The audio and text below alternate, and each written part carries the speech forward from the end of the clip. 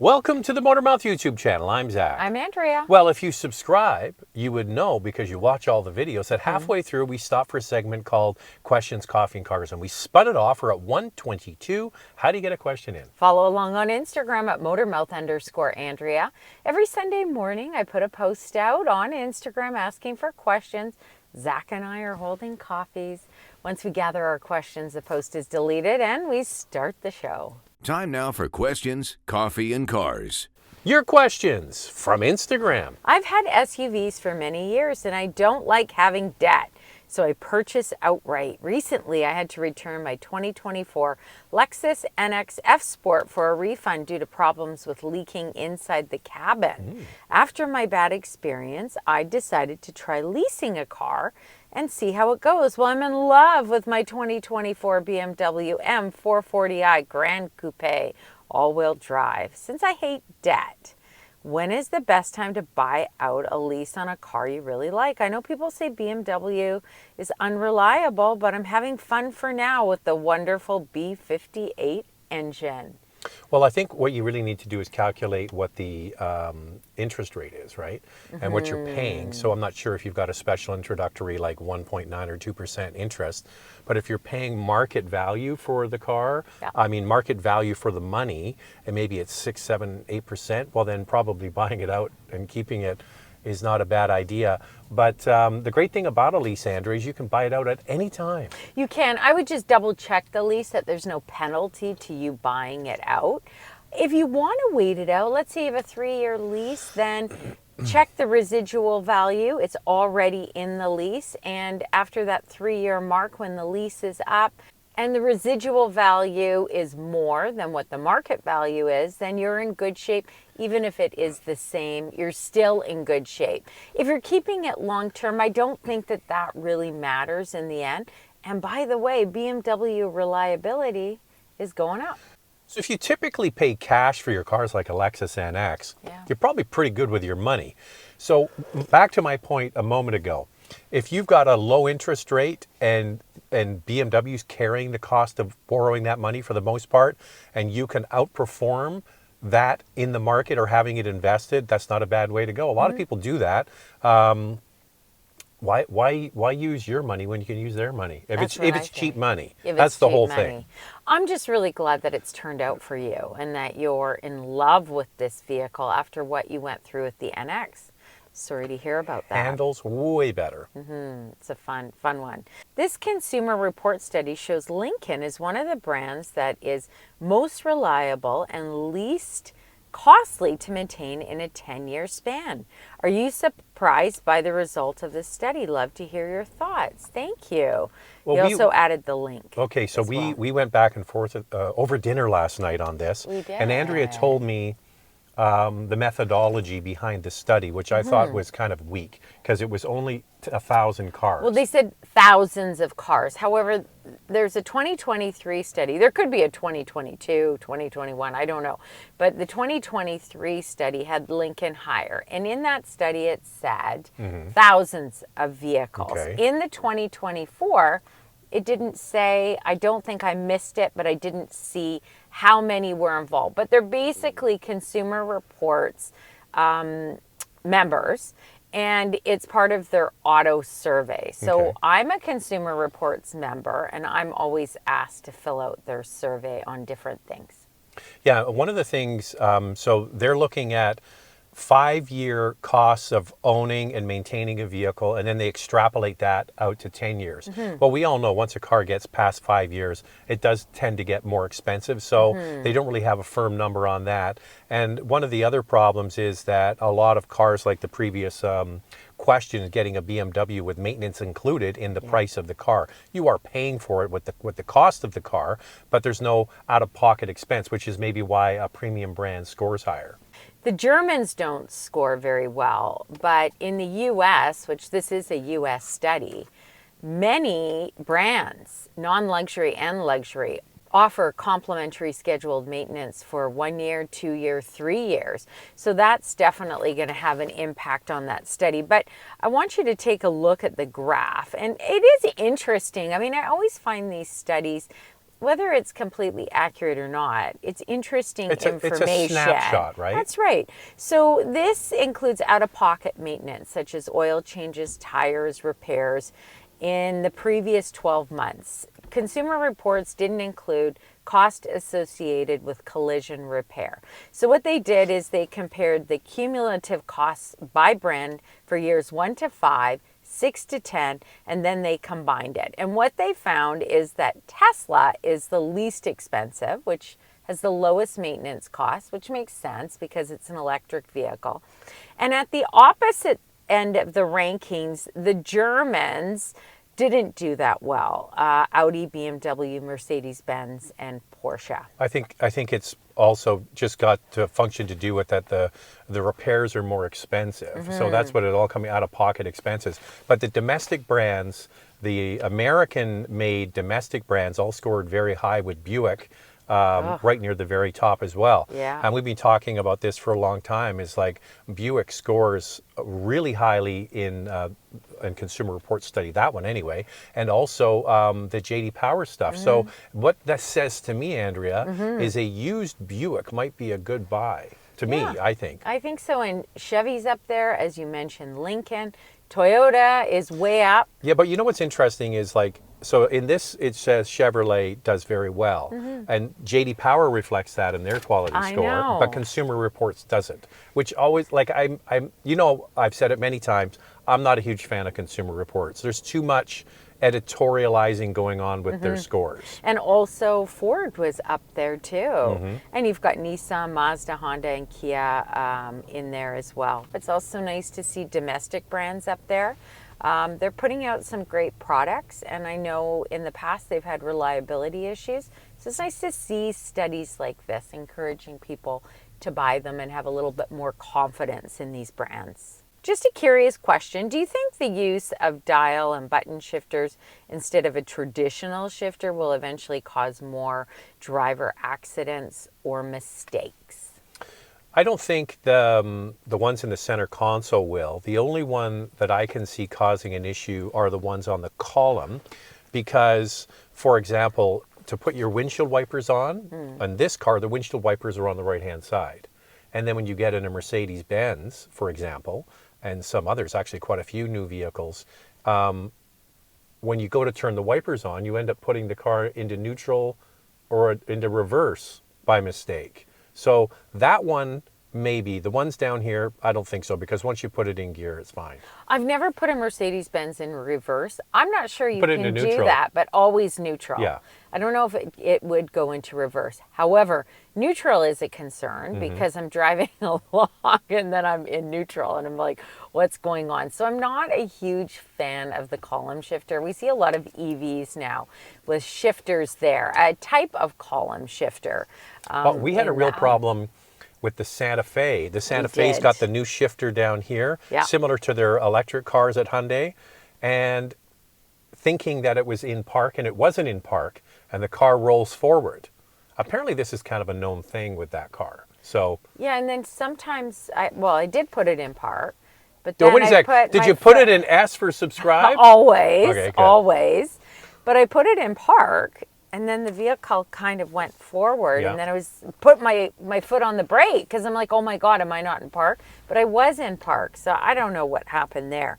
But I think with any shifter, you get used to it. If that is your vehicle and you're getting into it every single time, Exactly. you're going to be like, oh yeah, I know where this is and I know how it works. Do I prefer a traditional shifter? Oh, hell yeah. 100%. Once again, thanks for all the great content. Love your channel. Thank you. Have we reached screen overload in vehicles? Do you think manufacturers will start to move back to more physical buttons and less reliance on screens? Well, there was an announcement made last year in Europe. The crash regulatory body basically said there's too much of the simple controls that you use all the time embedded in screens. And they warned the manufacturers that if certain easy-to-use switches are not in a button form, that they will get lower crash test results because of that. And I kind of thought it was interesting that just before that was announced, so they must have got a little tip of the hat, is the head of BMW said, we've reached peak screen. Oh gosh, BMW. Peak screen, Andrea. Well, where else can you go with BMW? Everything's done in the screen for the most part. We like buttons and knobs, and I'm sure many of you will agree. Type below. These systems are just, the ease of use is just not there with them. So I like to see Honda with buttons and knobs, and Toyota does the same. Is just easier. So I would like to see more offer that for sure. Opinion on electronic parking brake versus cable parking brake. Which do you prefer? Well, I prefer a good old handbrake. So we'll give you a perfect example. We have two manual drive cars, sort of sporty, fun to drive cars. One is a GTI with the electric parking brake, and then the Miata with a good old regular, Crank it up. parking brake. But the interesting thing is the Volkswagen one, they've kind of got around it because the parking brake, when you start the car, and then you release the clutch, the parking brake releases automatically. Yeah. And then when you park and you turn the car off, the parking brake comes on automatically. So it does it all automatically. That I kind of like. I still prefer a handbrake myself. Yeah, with the MX-5, I really like a handbrake. But a lot of people will say, yeah, but look how clean the GTI center console looks. It looks more modern than having a handbrake. I do like it, especially with a manual transmission, having a handbrake. Yeah. But I think that the electronic one is more costly. There could be costly to fix. I mean, you can wear out the cables as well in the other one, but I'm with you. I prefer the handbrake. Usually if there's any wear, it's rust, right? But it should typically last the life of the car. I would suggest that both are fine. It depends how it's implemented. Depends how the manufacturer does it. Like the great thing is I turn the GTI off and I get out of it and the parking brake's on. I don't even have to think about it. And it does look good. The center console looks very clean. Love your channel. Thank you. I need help deciding between the Mazda CX-5 Zircon Sand, that beigey color, or the Buick Envision ST Black with the burgundy interior.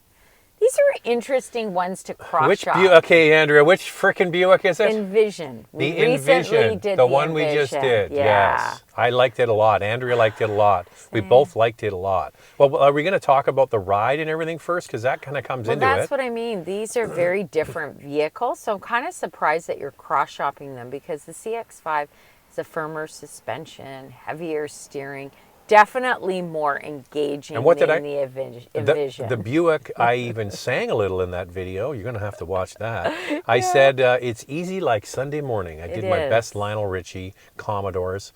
And everything about it is just easy to live with. They did a very, very good job with that car. And back to the point about Consumer Reports and J.D. Power earlier, Buick, right near the very top, year after year after year. And that car is made where, Andrea? In China. Yeah. And cars that are coming out of China, we're seeing it with Tesla, are higher quality. Go figure, right? Yeah, I think that it's comfortable, it's smooth, it's quiet. It does so much right. It checks a lot of the right boxes. But I do find the CX-5 to be more engaging. So it's really about what you want. I'm just going to jump in here right now. You're never going to get Andrea to go against Mazda. She's the Mazda fangirl. Except the transmission. You and always the talk up CX-70. Mazdas. You love their cars. You're always chatting them up. So if you're going to send a this or that, and the this or the that is a Mazda, she's going to choose the Mazda every time, except for the CX-90 and CX-70 with the transmission. I just want them to sort that out. Funny thing is about Mazda is that 6-speed automatic. Gosh, so good. So good, but everybody complained that it didn't have enough gears. Now, so they gave you 2 more gears, Andrea, and what happened? Well, now it's laggy. It's now not it's so laggy. good. So I think it's something you have to decide. I do like that Zircon Sand in the CX-5, but I also like the Buick. So ask yourself, are you looking for something comfortable and smooth, or are you looking for something more engaging? I got a question for you. Have you driven a Buick lately? So what I suggest is go drive them, and that might settle it right there. I think that would. Be curious if he has driven them. Easy. Take it out on a Sunday morning.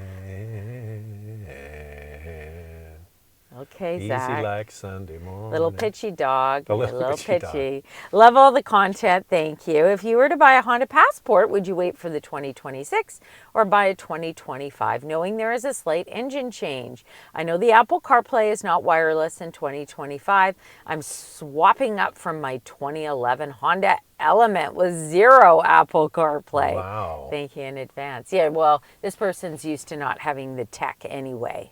Okay, so Passport is the shorter Pilot with 2 rows of seats, and they try to make it in some cases a little more rustic looking. And we saw a camouflaged one recently that they said they're going to come out with, right? That's right. Yeah. So what's the engine in that? You said, I predicted it was going to be the 4 turbo, and you said no. Nope.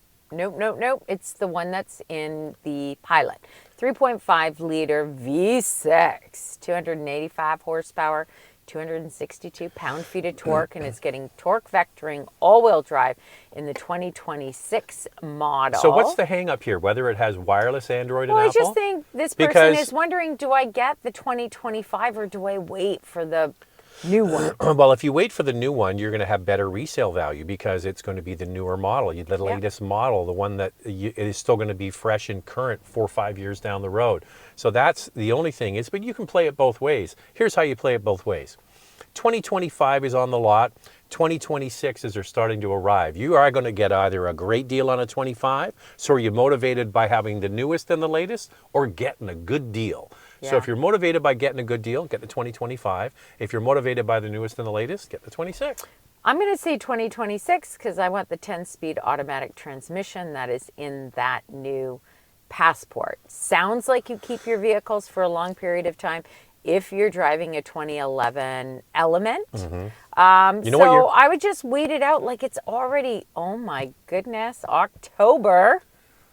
They're coming.